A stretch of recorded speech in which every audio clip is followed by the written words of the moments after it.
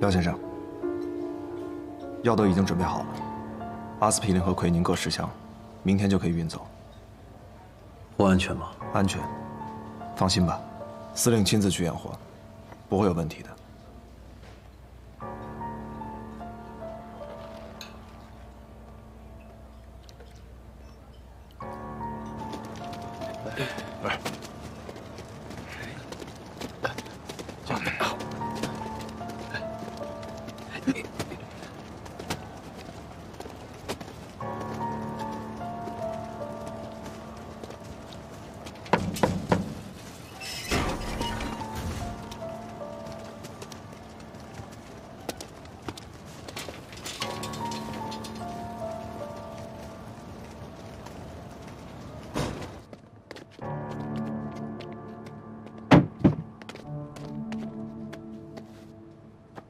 这是样品，你先验货，东西明天就到，一手交钱，一手交货。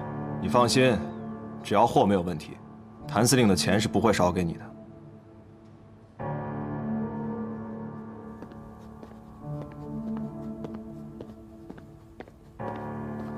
少帅，督军绝密电报。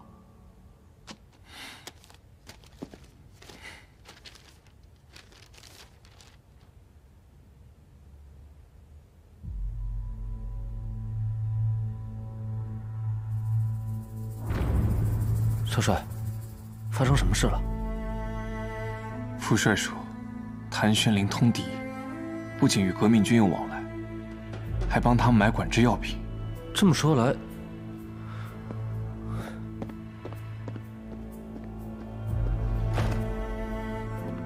来，司令部庆功宴晚上那2个革命党刺客，说不定还真跟谭司令有关系。督军一直让我们抓谭司令的把柄。 这个时候就是最好的时机。副帅说，探子已经查到，他们明天在外滩码头交接，要我带着宪兵去抓现行。督军这是为了把功劳留给您。一旦谭玄林被抓到了把柄，他这上海司令也当不成了，到头来这位子还不是您的。看来副帅并不信任我，一直派着探子盯着谭玄龄。少帅。 谭玄龄这个人向来狡诈，督军这么做也是有备无患啊。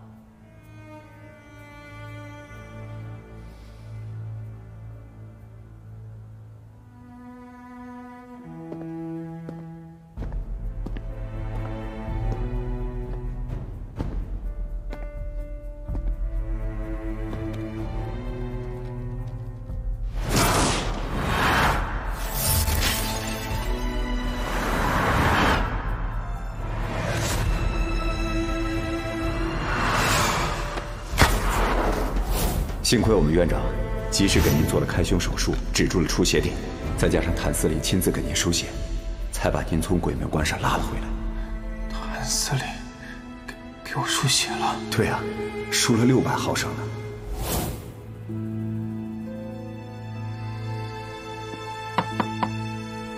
进来。哎，关小兄还没走啊？ 我家的老宅修缮好了，刚才光顾着和徐成对宾客名单了，忘了时间。谭司令这么晚了还没有休息啊？公务这么忙？嗨，什么公务不公务的？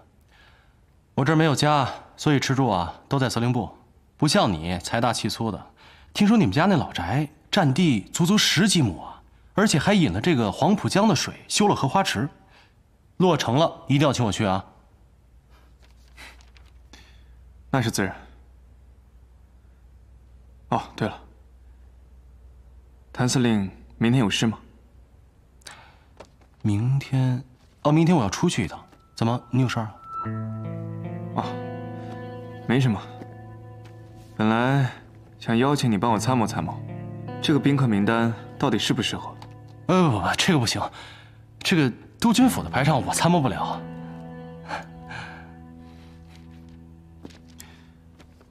那希望老宅落成一事，谭司令可不要缺席啊！一定捧场。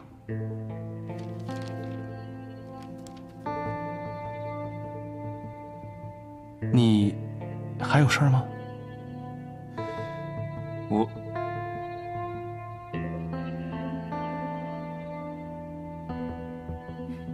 没事。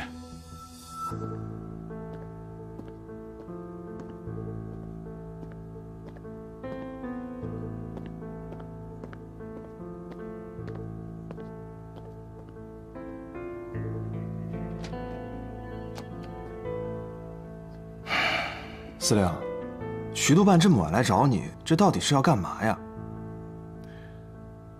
他这是心软了。如果他不是徐伯钧的儿子，或许我们能成为好兄弟。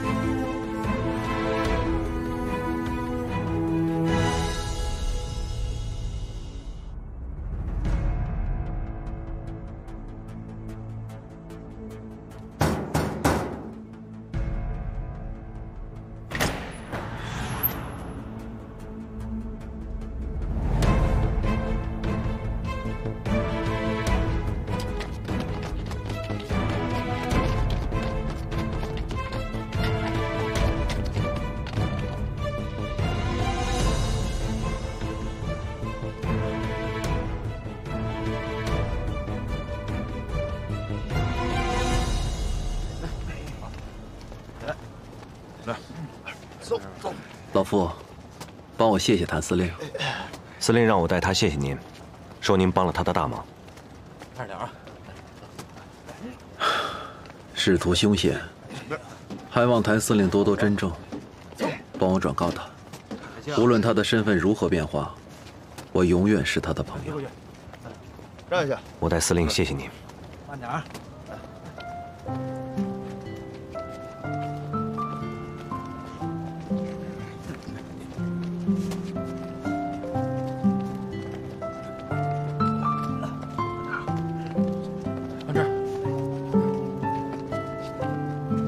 走，回商会。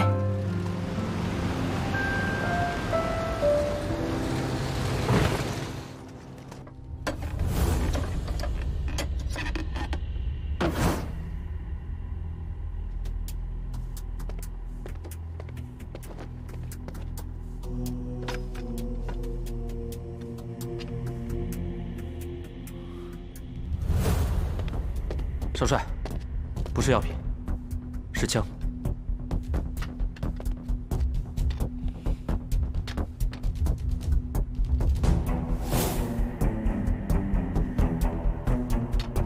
天津机器局隶属于裴督军，专供于裴家军队。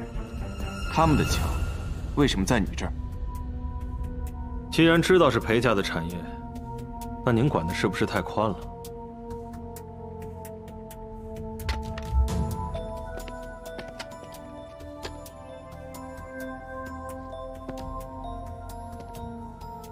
你是裴家的人，是裴督军让你们走私军火的？你们要把军火卖给谁？如果是卖给革命军，那就是通敌。少帅，钱包都搜遍了，没有任何身份证明文件，只有几张月票和沪票零钱。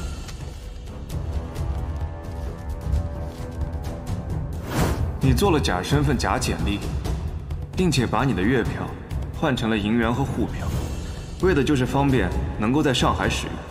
但是，你还留了一点月票的原因，是因为等事情结束之后，坐火车回广州，到时候你会需要月票零钱，坐黄包车，银元找不开，沪票也用不到。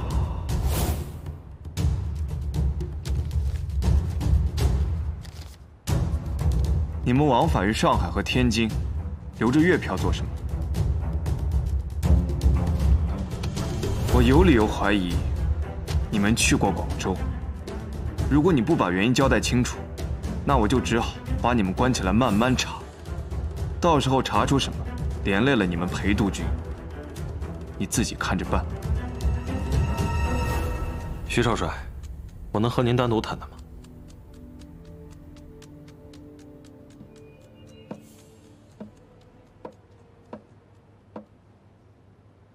你是说，这批货是谭司令跟你订的？